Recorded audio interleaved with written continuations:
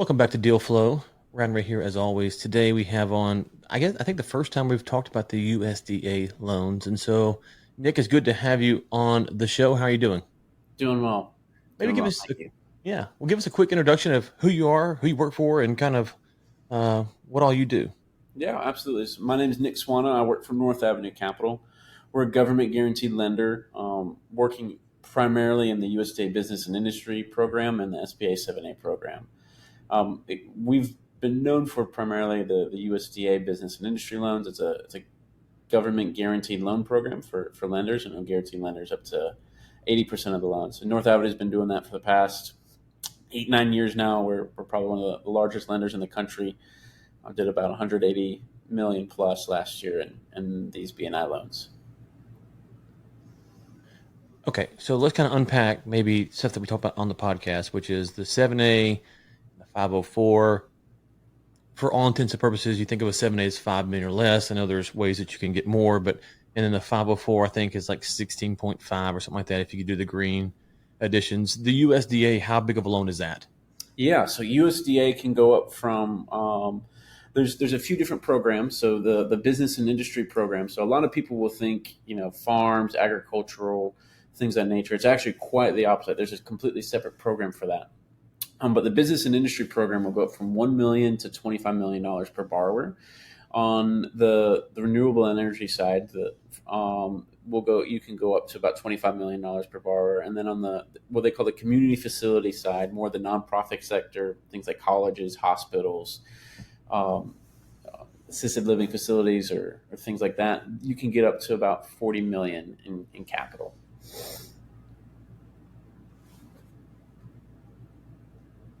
Well, if I could unmute myself. Okay, and so 25 million per borrower. And so let's say it's a team of four and they wanted to do something that's $100 million. Could they do 25 million per person, or is it 25 million for the Per entity? borrowing entity, and so it needs to be like a standalone business. So let's say you have a business in Texas, and then you have another business, maybe that they're in the same industry, but it provides a different service in a different part of the state.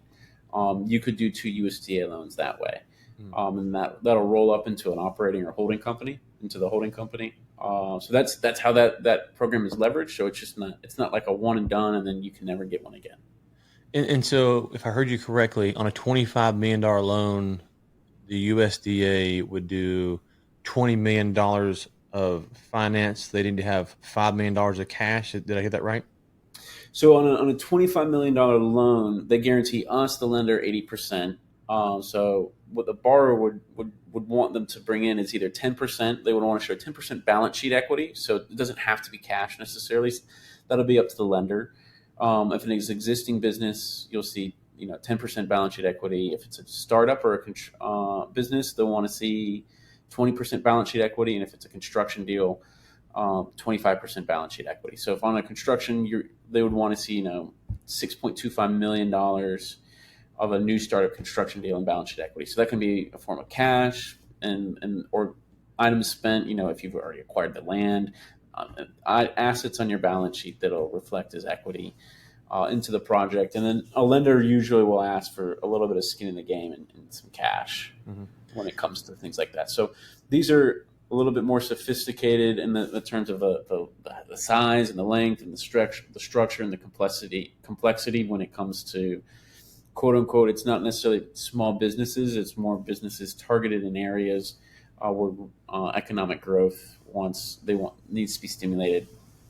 Yeah, and so if a borrower is listening right now and they're going, okay, I want to buy in downtown Dallas, and it's a $20 million acquisition. This is not the program for them. It sounds like, right? That's correct. So the USDA, I mean, it's for quote unquote rural America, and rural America is really defined by the geographic location that the USDA kind of sets out through the Hmm. census. Um, and through that data, you look at it and you'll see that 97% of the country is actually considered rural by the federal government. And so it literally comes down to the address. So there are projects where you can look at. A good example is the Greater Spartanburg Airport in Greenville. Half of that is considered ineligible, and half of it is considered eligible. So I've looked at a project there to build, hangars, and it's just kind of like, where are you guys planning on building this, and how does that work? And so it really depends on the specific geographic location so of that project. And urban major metro areas, it's not going to fit. But just outside those areas, absolutely that'll be able to be fit into that. So that's one of the primary requirements of the BNI program is address eligibility. And you said that 97% number. I hadn't looked at it's the map online, I think. And if you can send me that link, Yep. I'll put in the show notes because you can actually go and see where this is. Because I remember looking at it one time, and I think there's like a little pocket in DFW that somehow is Yeah. eligible. So ironic, like airports and things of that nature, a lot of times, because a lot of people don't population density isn't Right. as big there, and so you can have pockets and things that are eligible. So it's easier, obviously, to get capital in major metro market areas. The USDA has come alongside and said we want to help the lower middle market companies. They can't get conventional lending from a bank. That don't really want to give up all of their equity to an equity group. Mm-hmm. And here's a way to incentivize lenders to come into the program, and we'll come alongside and stimulate rural economies. I mean, if I had to boil it down to a sentence, what the program stood for is to save and create jobs throughout America. Yeah. And specifically, they would deem that rural America. But throughout the country, that's the sole purpose of this program. Yeah, and so for the listeners, what I'm trying to push on here is to say where I live, it's a small town, but you wouldn't think it would be rural. Maybe where I live outside the city limits, you would think it'd be rural, but you would think the town's rural. But the last time I looked at the map, I think all of the county is considered rural, and so that's why I use downtown Dallas or New York Yep. City as kind of the example because yeah, they're very low shot, but just about anywhere else. So LA, whatever, Chicago, Miami. Okay, yeah, probably not going to work. But you'd be surprised just how close to the outside of that begins to qualify. And Mm-hmm. so the 97% metric that you gave out, I mean, it's stunningly true because there is so much area that these loans are available for. Why do you think that, and maybe it's just a misconception by me, that less people know about this than the 7A or the 504, and it seems that those products are still pretty relatively unknown about, but this product seems to be really unknown about. Is it that maybe more people know about it and they're kind of hesitant to use it, or is it just not a lot of education out there? What's the holdback on more people using this product? So I would say it's a little bit of both, and then the other hard part is these projects are labor intensive on the lender side, and they're really hard to get done. And there's a specific way. So each state, Texas operates a little bit differently than Arkansas versus Oklahoma versus California, right? So the way that the states and the state offices and the national office want to look through these loans and process these loans, they all have their certain proclivities that they want to see in a project, and it can be really hard. And so that's why you don't see JP Morgan or you don't see Bank of America or Wells Fargo, US Bank in these programs, because it takes really a group of people that are dedicated and specifically solely experts in this program to come through and across. So there's a handful of lenders in the country that have really dedicated their time and effort and energy to really come into this. And so it's a lesser known program too. I mean, when you say USDA, I mean, the first thing that I thought of when I came here is like, are we, what is this, the beef shop? Am I approving Exactly. in Publix or Walmart? Like, what is this? And so the name around it gives its own misconception, and it's a little bit of a misnomer. And so I think that in part, SBA is such a more small business, right? Mm. It's right there, it hits you in the face. You're not, the rural development, it's not quite as clear all the time. And so I think part of that is probably somewhat intentional, because there are businesses in these areas that hey, you will find this financing when you get there. And so I think that's partly why too. Yeah, and one thing I think just for the listeners in general is, when I talk to a borrower or a business buyer about getting financing, I always say, a lot of times people will not get approved for something because of the bank, not actually the program. And so Mm-hmm. to your point, that's something key here is that we all have local banks. Some of them are great at SBA, and probably some of them do USDA. I don't know, but oftentimes there's the guidelines that the government puts out, and then the bank has its own guidelines that don't actually match those guidelines. It's not saying that they're they contradict. But I'll give you a good example. I've talked to SBA lenders who will not lend in the oil and gas space, Yep. regardless of what it is.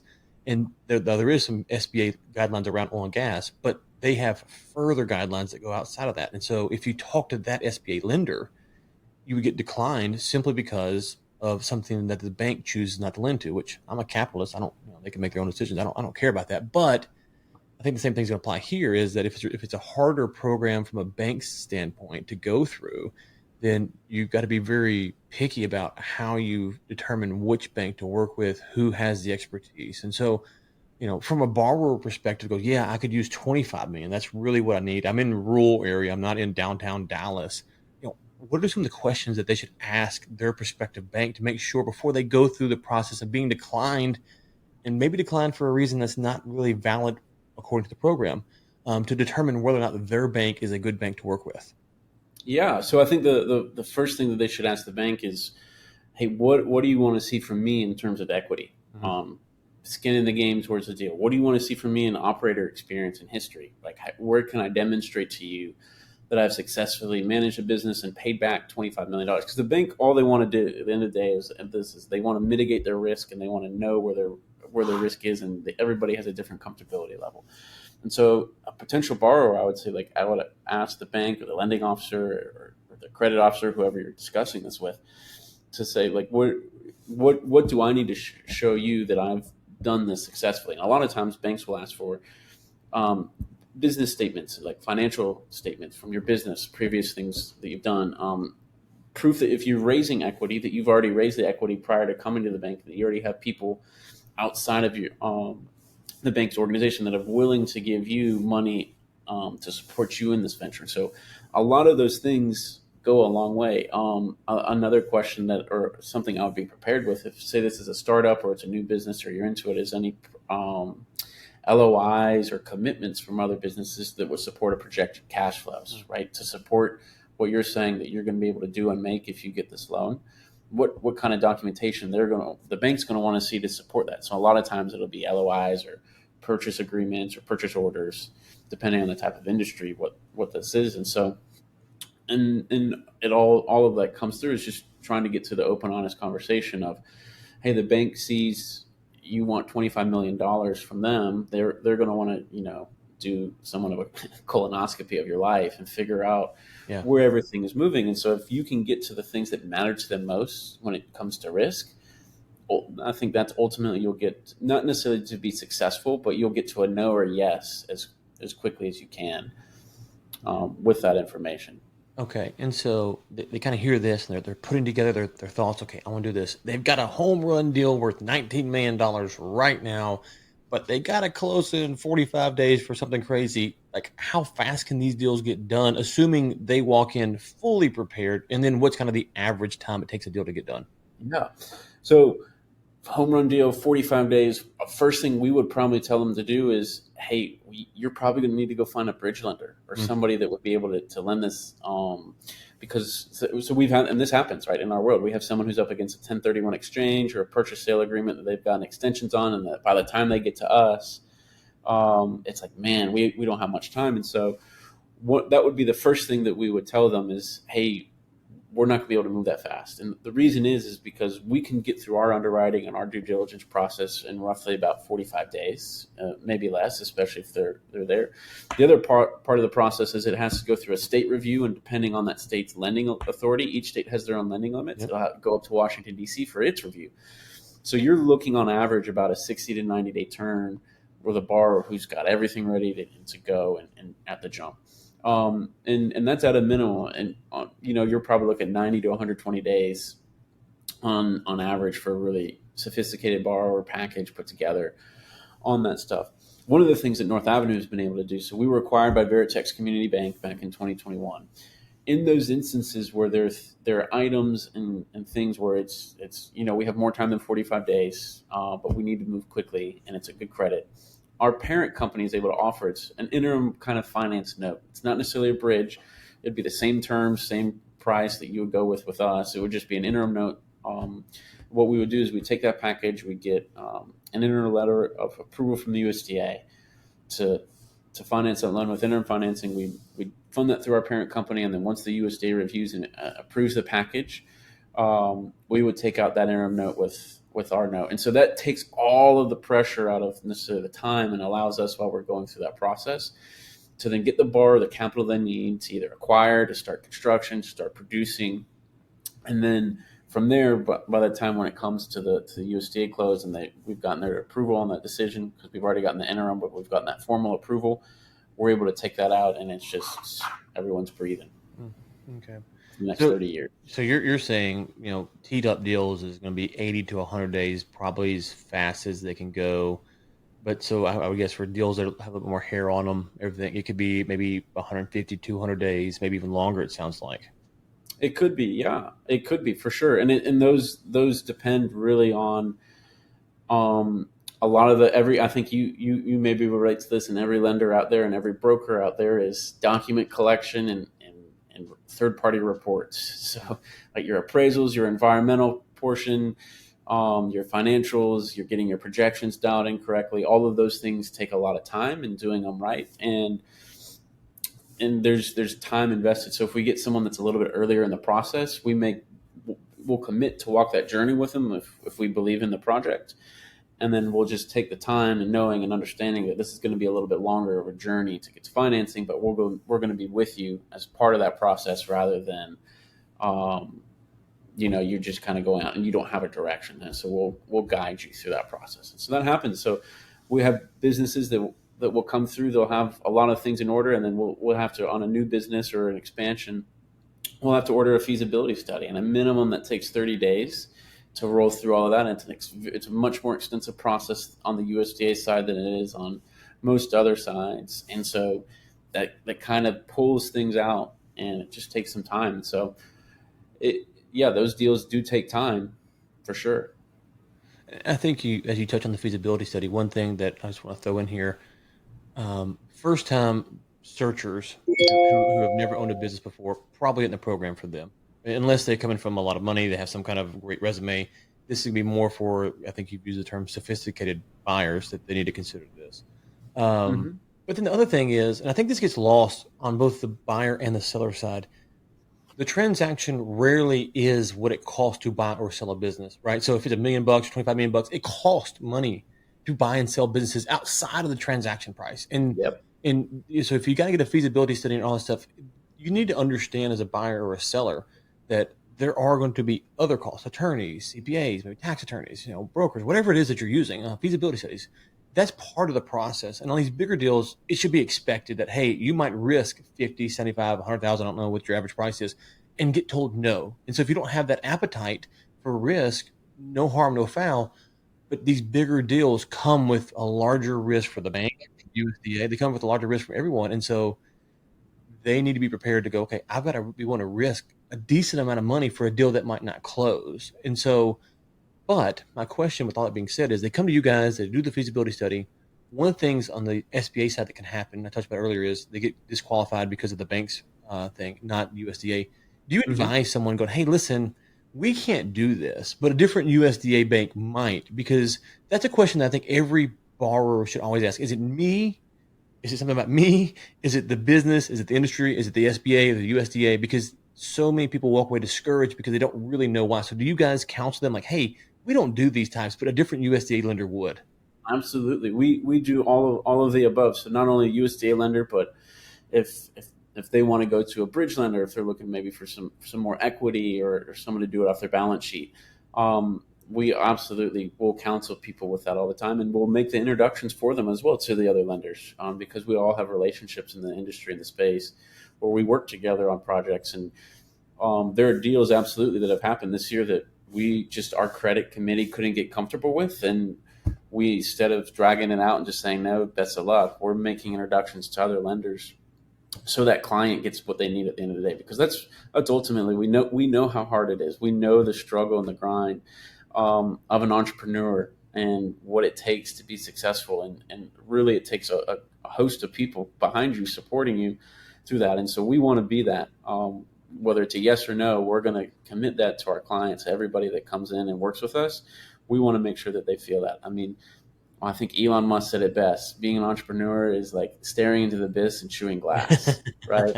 It is a struggle and it is an everyday thing. And like your business is like typically these people like it's their baby. It's a part of the fabric of who they are as a human. And so being sensitive to that is and helping them along the way is something that we're passionate about. Okay. What's the biggest mistake that you guys see? I'm going to maybe eliminate one. They haven't looked into the rural area, so they're looking at downtown Dallas. Okay, Yep. let's Yep. not have that. Outside of that, what's the biggest mistake or things that people do when they come to you guys that if they would have done their homework or they would have done something, they could have sped the process up, they could have helped their chance of qualification? What would be like one or two things you'd say, hey, before you call us, make sure you do these things? I would say the most important thing is make sure you have equity at hand and that proof of that equity. And then the second thing I would do is, I mean, some people will have appraisals and things. I mean, like a really solid set of financial projections that have been reviewed by a CPA, and then historical financial statements, balance sheet, tax, not tax return. USDA will not take tax returns. Ironically, the bank will want to see them, but P&Ls. So having those gap prepared and CPA reviewed at a minimum, even projections 3 to 5 years, like that is critical to making a decision as quickly as possible. That's in a good state. I mean, those are the two things that I think help us make decisions quickly. And then having the supporting documentation that says, hey, a good business plan, I would say, is the third. I know you asked for two, but a decent business plan that shows how you're going to make money and you'll repay the bank back is absolutely critical. Yeah, yeah. So one of the things with the SBA, this seems like a no-brainer question, but we want to explore it is make sure personal guarantee, right? You're on the hook personally for this. You can't tie this to the LLC, and if it fails, the LLC, like Ryan Ray, if he goes and gets this and it fails, it's on Ryan Ray, correct? Right, right, Ryan Wright. No, so in this instance, Ryan Wright, there's a couple layers when it comes to the personal guarantee on the USDA side. There's there I would say, and it depends on the lender, but the teeth that are in, like you're putting up your personal house and collateral and assets on the USDA side, I mean that I would say that would go down to the lender, but the USDA as a regulation would not necessarily require that to the extent that the SBA would, even if that. So the way that the personal guarantee works, I mean, and the way that North Avenue underwrites that risk is that we take the tangible fixed asset value of the real estate and the real estate improvements, and we'll discount that on a 1-to-1 basis. So say it's a $10 million loan and that appraisal comes in at $10 million. We would discount that appraisal, that real estate, 20%, and we would say it's we would lend you $8 million on that. And you would need to come up with that other $2 million in shortfall. Or if the appraisal, appraised at $12 million, we would be right at our 1-to-1 collateral threshold for that loan. And so that's what primarily protects you, the borrower, in an instance of a default, if something goes bad, is that collateral asset. The second thing that protects us is the guarantee as the lender from the USDA. And that third thing that comes with it is that personal guarantee. And so USDA has a requirement that if 20% or more, if you're an owner in the business, you're required to personally guarantee the loan. If it's a bunch, we've had instances where 500 million on the balance sheet, a bunch of different LPs. There's really no GP. You can do a corporate guarantee in that instance. There is no one person necessarily reliable. Now, a bank may go and say, "Hey, this is the guy that we want. This is the CEO. We want him to put his name on it." But it's really kind of lender specific, and it's not as black and white, I would say, as the SBA program. Okay, so obviously, if you're an SBA person or you use a 7A or a 504, then there's some differences here. A lot of questions. We only have a few minutes left, so we can't spend hours unpacking all these. So I'm sure if people are interested in this kind of product, they need to obviously reach out to you guys. Is there any other resources we should point them to, and then how can they connect with you? Yeah, so we have a really good resource center. We call it 80 to 90% of our deals, I would say, come to us through brokers. And so we have a broker education center on our website that has a lot of information about the USDA BNI program, and that would be a really good start. We want to be educating people. Like you said, it's not a very well-known program, so educating people on that those type of things. I mean, you can go in and find the 1RD is what the name of the regs are, 5001 1RD, and if you want, go chew on that for a few months. That one is that it's hard and different, but the process really is just it's partly that, and then just sinking your teeth into it. And so if you know 7A, you'll know there will be a lot of similar things, and then there'll be a lot of nuances that are just completely different. And then there's just always that unknown that you'll never know. I mean, we learn stuff every single day in this space that we need to be Yeah, I think that's a successful at it. good So point. To just wrap up on it, fun. is that even people who work on these programs, you're always learning. You're always thinking of different ways to do stuff, trying it out. Sometimes it works, sometimes it doesn't work. But coming in from the outside, yeah, you got to talk to someone. These are especially for this one. This is too complex. There's not as much information about it out there as the 504 or the 7A, which there's a lot, which is good. But there's probably more out there. There's even for those programs, we need more information out there. And so these programs are very complicated, and they're not easy. And then people, sometimes you will see like on X, people will ask the SBA something that someone never thought about asking, and they ask them, they go, "Yeah, you can do that." It's like, "Oh, wait, I didn't know that." And so you'll see people talking about it. So the same is definitely Yeah. true here because there's less people operating in this space. Okay, and so how can people reach you? Where should we send them to? You can reach me. Best way to reach me probably is my cell phone or my email. I can give that to you if you want to drop in the description. That's the best way to reach me, and then our website at northavenue.com. Those are the best ways to reach me, to get a hold of me. More than happy to talk you through anything. Like I said, if we'll tell you yes or no as quickly as possible, and usually that's within 48 to 72 hours. We'll be able to get that information to you and then guide Awesome. you Well, along that Nick, thank you process so as much well. for your time today, and I'm sure we'll be talking soon. Yes, sir. Thanks, Ryan.